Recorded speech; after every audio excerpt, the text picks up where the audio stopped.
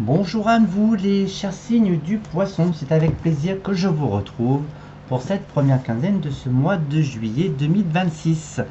Alors démarrons ce petit mois avec la structure des signes du poisson pour ce signe du mois de juillet.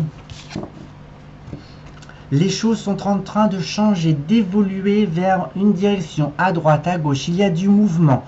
Dans lequel cas où la période a été statique et figée, les choses sont en train de bouger d'un côté comme de l'autre. Il se peut aussi que ce soit un tiraillement intérieur, mais que vous n'avez pas forcément le contrôle de votre chariot. Mais en tous les cas, vous menez à bien vos souhaits et vos envies, malgré des structures déjà prédéfinies.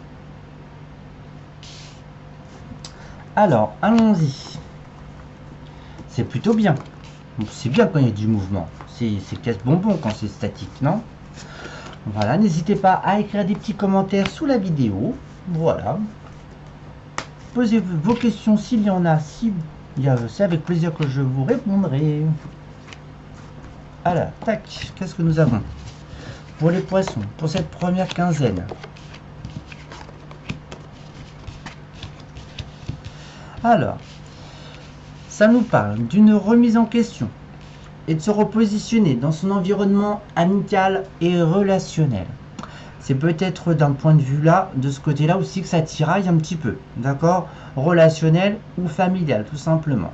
On nous parle d'économie ou d'argent, des signatures qui se profilent à l'horizon, soit par rapport à des économies que vous signez un petit contrat, du placement, ou éventuellement vous êtes un petit peu en période de malchance et c'est plutôt de la dépense et vous devez signer des devis. Ça peut arriver aussi. Alors, nous avons aussi une transformation profonde à l'intérieur. On me monte un peu, on renaît un petit peu de ses cendres, le fait d'être replié du monde dans les échanges et des discussions.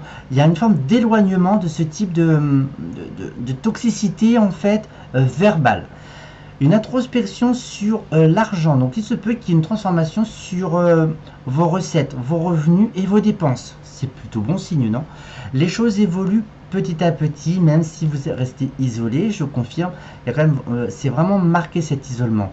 Et il y a des contrats avec... alors là, je pense qu'il y a des désaccords pour des signatures de contrats. Alors des contrats de quoi? Entre amis, qu'est-ce qu'on peut avoir comme type de contrat? À vous de me dire, hein, même relationnel. Même si je reprends par un établissement bancaire, pourquoi pas? Il y a des établissements, on va le prendre comme un conseiller, il y a des signatures, mais elles ne sont pas vraiment actées parce qu'il n'y a pas d'accord. Donc, je ne vous encourage pas forcément à signer des placements, d'accord?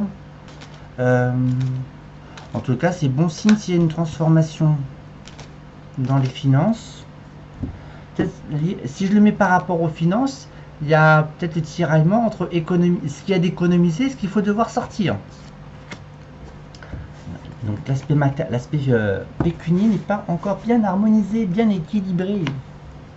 En tous les cas, vous êtes en bonne voie. Hein.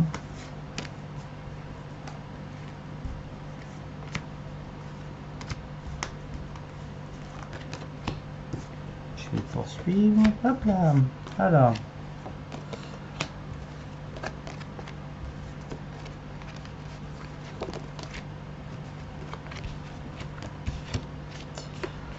Alors, cette notion, alors il y a une évolution dans ce qui est vos propres valeurs, vos propres racines, votre positionnement en fait.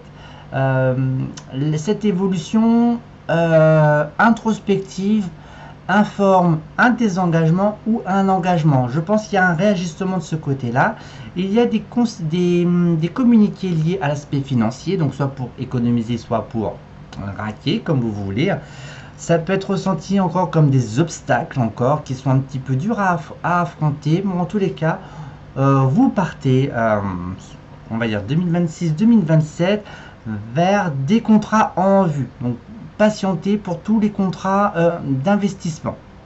Il y a une transformation, donc c'était plus en profondeur, donc on est avec le cœur, avec le ressenti.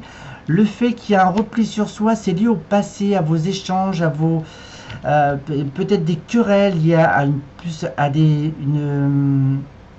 avec des gens plus féminins, plus des femmes. Ensuite, il y a une évolution dans le côté cœur aussi, dans l'échange. Donc, vous allez peut-être recevoir des nouvelles d'une personne de cœur. Donc là, ça c'est peut-être un bilan sur tout ce que vous avez signé, hein, les différents obstacles que vous avez pu rencontrer. Là, on me montre plus l'aspect financier. Et il y a cette notion d'ancrer quelque chose avec une femme.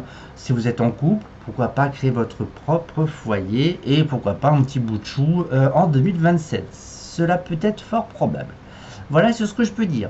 On va faire un petit check-up sur le projet à venir, d'accord?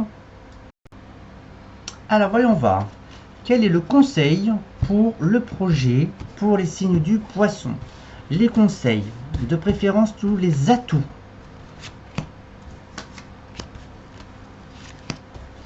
Projet 1, tout sujet confondu. Alors cela nous parle de savoir, de connaissances, de faire des recherches. Alors est-ce que c'est pour...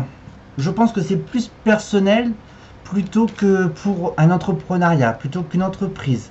Une entreprise éventuelle qui n'est pas forcément reconnue. Il y a quand même cette notion d'échanger sur cette structure, sur cette indépendance, d'accord?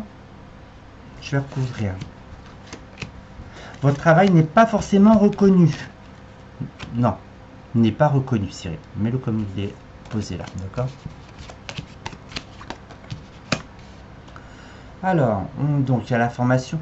Ça peut être aussi par le biais de vos émotions. Il se peut qu'il y ait un apprentissage. Alors, est-ce que vous souhaitez fermer votre structure? Il y a une hésitation de ce côté-là. Vous êtes votre propre ennemi, donc soyez ami avec vous-même. Faites-vous confiance sur ces valeurs professionnelles que vous avez. Alors, il est peut-être nécessaire de restructurer, de remoduler, de refaçonner. Elle est ancrée. Pour moi, elle est déjà là depuis un petit moment, votre entreprise. Donc, faites-vous confiance, remodulez votre entreprise, vos activités avec vos savoirs, avec vos expériences, les réajuster si besoin et communiquer. Voilà ce que je peux vous influer pour votre activité indépendante, les poissons. Allez, force à vous, à très bientôt, au revoir.